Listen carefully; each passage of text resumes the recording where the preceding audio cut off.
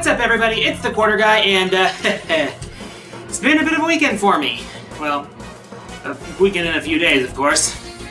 First off, I'm just coming off the debut of my first Patreon milestone video, my long-awaited tearing apart of Mega Man X7, and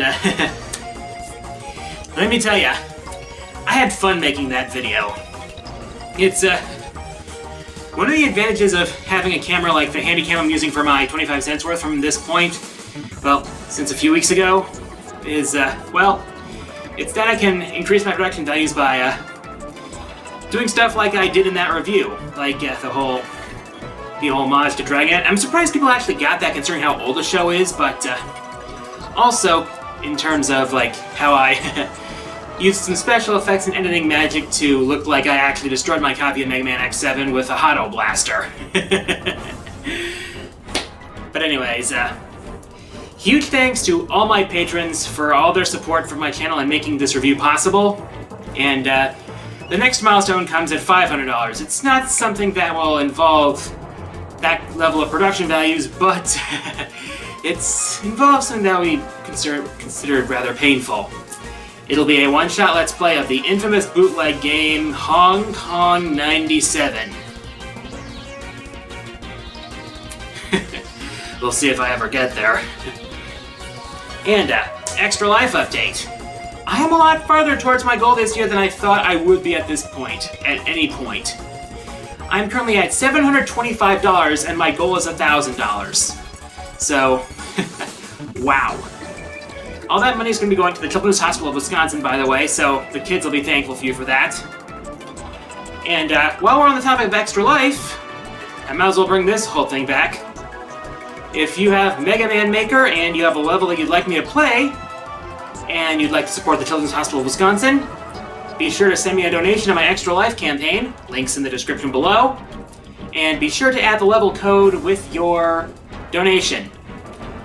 Do that, and I'll play your level either on a separate video or on a live stream. While on the topic of live streams, the premiere of my Q review of Mega Man X7 was hosted on Twitch, which is something I'm going to be starting to do with major videos from this point onward. So that at least I am building up a viable alternative to YouTube in case things ever go south with the site as a whole. Considering something that's going on, it won't surprise me. But, from now on, I'll be debuting my major videos like countdowns, reviews, and whatnot on Twitch first before posting them to YouTube. So, the link to my Twitch page is on my channel, so be sure to check that out. It's also where I do most of my live streaming. It's like, well, I do all my live streaming on Twitch, but for most games, I'm going to be starting to do that on YouTube as well, like I have been doing for a couple things, so, yeah. Alright, so, what other updates do I have? Oh yeah, next countdown.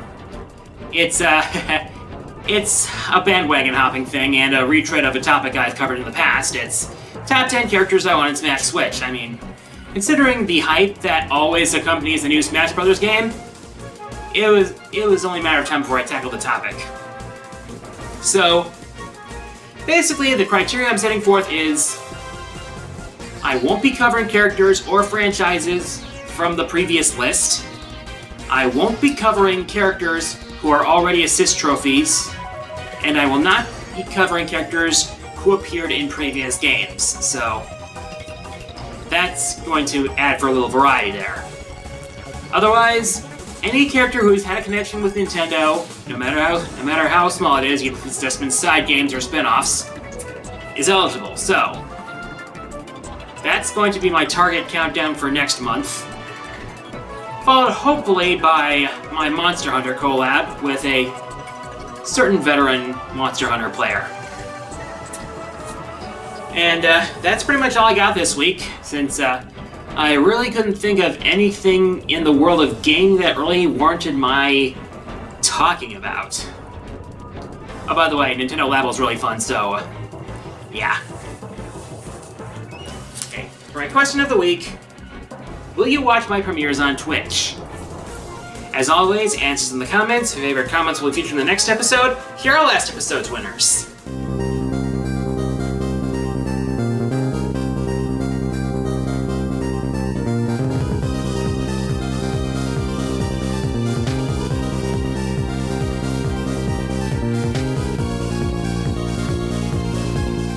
And with that, time for the fourth wall mailbag. As always, send me your questions via YouTube messages, and I'll answer my favorites in the next episode. First question this week comes from Super Prinny, who asks, what do you think of the new X collections? Well, pros include all the extra stuff like the galleries, the music tracks, including original music tracks, the Day of Sigma, X Challenge, which looks really awesome from what I've seen. It's basically a mode where you take on two bosses at once. We've seen footage of Chill Penguin and Frost Walrus in a battle.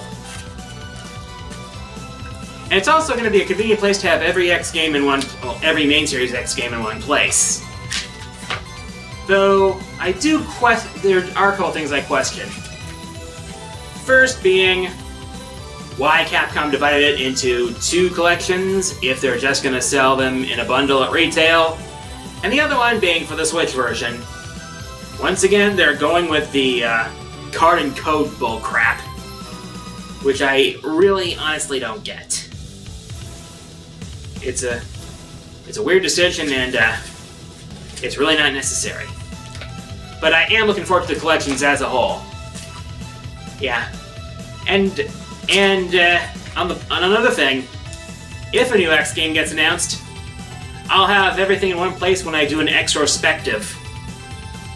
See what I did there?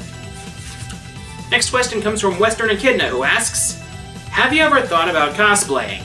And if so, who would you cosplay as? When I was planning to go to Youmacon last year, planning my trip to Youmacon last year, I was actually starting to put together the stuff for a Team Skull. Well, I was actually thinking of putting the stuff together for a Team Skull cosplay, Team Skull Grunt. And it's like I was thinking of putting together a grunt costume and doing the swagger walk across the convention area, just blasting the Team Skull theme, because Team Skull is one of my favorite things about Pokemon Sun and Moon's character roster. They're just so stupid, and I love it. That's one thing I've wanted to cosplay.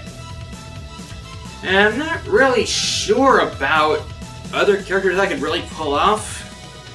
Probably the best ones would be characters with glasses, because see, right here. Jade Curtis from Tales of the Abyss comes to mind. He was actually one of my favorite characters in that game. I just love how snarky he was. But yeah, it'd be pretty cool to cosplay. I've seen some great cosplay conventions, but if you follow my Twitter, you would probably have seen that at least once. TaioCon, SabotenCon, KitsuneCon, Anime Milwaukee, Momocon, Youmacon. Yeah. Next question comes from God's Little Princess, who asks, how did you get the clip from Sly 2 Band of Thieves for your top 12 snow levels in video games? The same way I get most of my footage for countdowns, I use a program called Freemake. Allows you to get YouTube clips when you need them in various graphical qualities, and it's how I get most of my footage, especially for countdowns, because those cover multiple games. Of course, if it covers a single game and one that I own, that's why I have my Elgato. At one point, I'd like to upgrade to a better Elgato, the one that captures 60 FPS. But I'll have to check my USB ports for that. Last question this week comes from Ludger's channel, who asks, what's your least favorite SNES game? To be honest, I can't really remember. But if I hit my next Patreon milestone, we might have a contender.